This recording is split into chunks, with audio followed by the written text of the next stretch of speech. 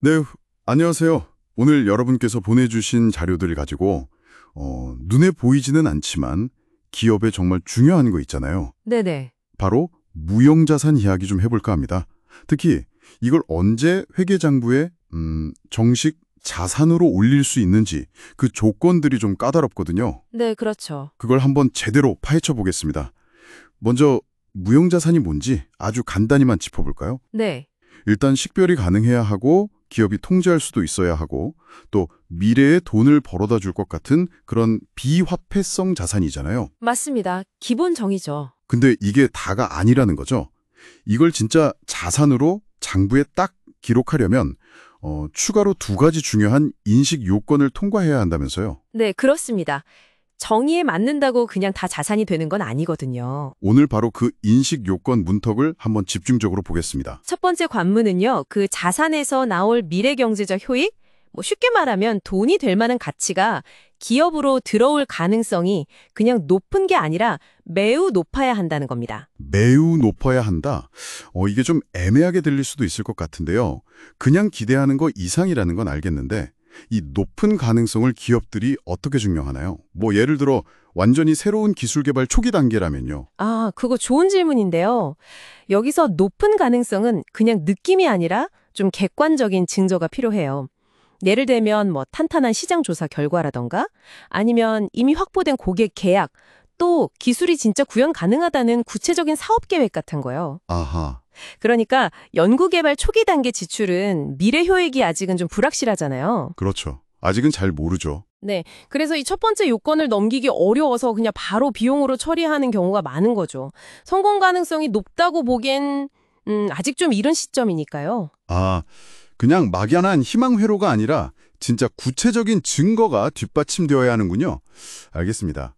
그럼 두 번째 인식 요건은 뭔가요? 두 번째는 그 자산의 원가요. 원가? 네, 이걸 신뢰성 있게 측정할 수 있어야 한다는 겁니다. 얼마짜리 자산인지 객관적으로 믿을 수 있게 파악이 돼야 한다는 거죠. 외부에서 사왔다면 구입 가격이 있으니까 좀 명확하겠죠. 근데 내부적으로 만들었다면 그 과정에 들어간 비용을 정확히 알아야 해요. 그렇군요. 예를 들어 제가 밤새워서 엄청난 앱 아이디어를 막 개발했어요. 성공 가능성도 꽤 높아 보여요.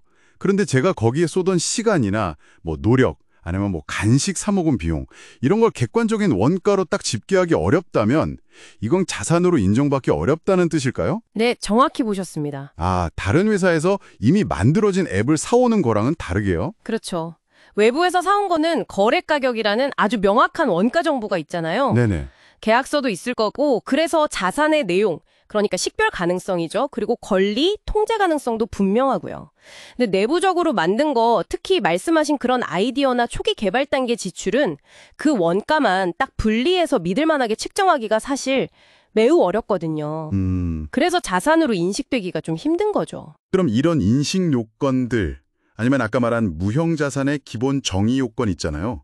식별 가능성, 통제 가능성, 미래 효익 전제 이런 것 중에 하나라도 충족 못하면 어떻게 되나요?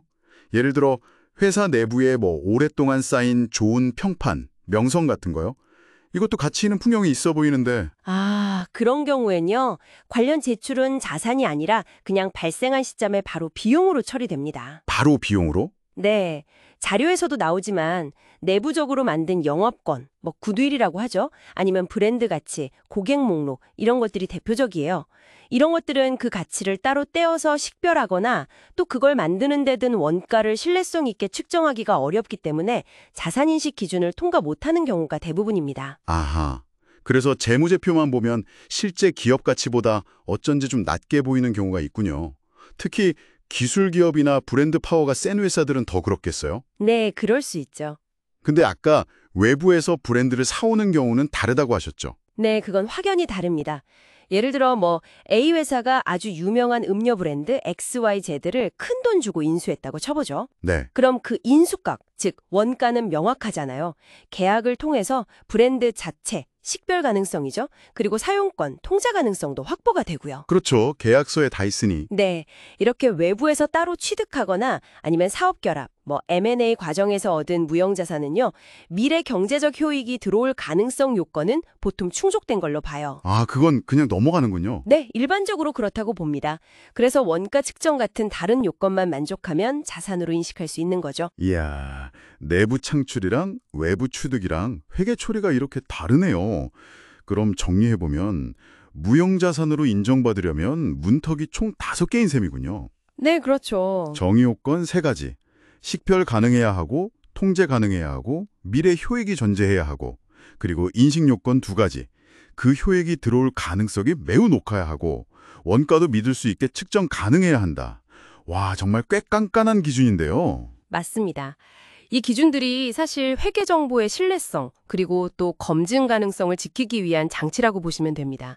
왜 어떤 보이지 않는 가치는 재무제표의 자산으로 떡하니 기록되는데 어떤 건 그냥 비용으로 휙 사라지는지 그걸 이해하는 핵심이죠. 네. 이게 특히 요즘처럼 혁신 기술이나 브랜드 가치가 중요한 기업들 있잖아요. 그런 기업 재무제표를 볼 때 아주 중요한 점을 시사해요. 그러니까 장부상 자산 가치가 기업의 진짜 시장 가치나 잠재력을 전부 다 보여주지 못할 수도 있다는 점, 이걸 좀 염두에 두셔야 합니다. 단순히 이거 가치 있는데 이런 느낌만으로는 안 되고 회계라는 엄격한 잣대의 검증을 통과해야만 비로소 자산이라는 지위를 얻는 거군요. 정확합니다. 자, 오늘 이야기를 바탕으로 여러분께 이런 질문 한번 던져보면서 마무리할까 합니다. 여러분이라면 이런 엄격한 회계 기준 앞에서 어떤 선택을 하실 것 같으세요? 당장은 비용으로 처리되더라도 장기적인 내부 역량 강화를 위한 투자를 하시겠습니까? 아니면 재무제표상 자산으로 인정받기 쉬운 외부 인수를 더 선호하시겠습니까? 그 선택이 어쩌면 기업의 단기적인 재무 성과와 장기적인 성장 전략 사이에서 어떤 고민을 보여주는 걸 수도 있거든요. 한번 생각해 보시면 흥미로울 것 같습니다.